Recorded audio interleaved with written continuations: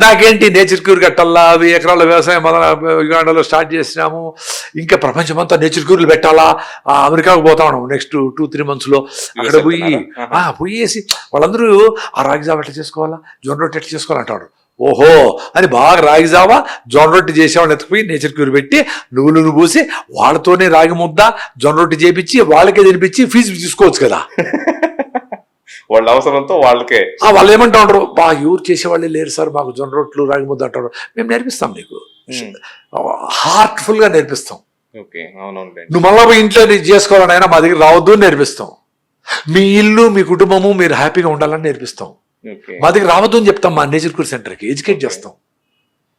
Normal people వాడికి వస్తారు, నేర్చుకొని వెళ్ళిపోతారు. డబ్బులు తక్కువ రెగ్యులర్ రమ్మని మీరు అసలు చెప్పట్లేదు అసలు.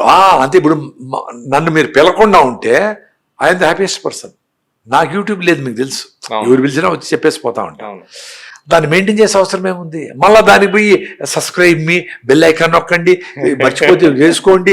మనం మంచి చెప్తా, మీరు రాగి తాగండి, తోటపడి కింద పడుకోండి, సింపుల్గా బతకండి అని చెప్పేవాళ్ళు. మళ్ళీ మనం అడుక్కో, ఇవన్నీ నాకెందుకు? సో అంత సింపుల్ గా బతికేది అర్థమైంది. అవసరం ఉంటే వాళ్ళే తీసుకుంటారు. అవసరం అదే, వాళ్ళకి ఉపయోగం ఉంటే వాళ్ళే తీసుకోవాలి. మనం అడుక్కునేది ఏంది, మొదలు చేరండి ఇది చేరండి అని.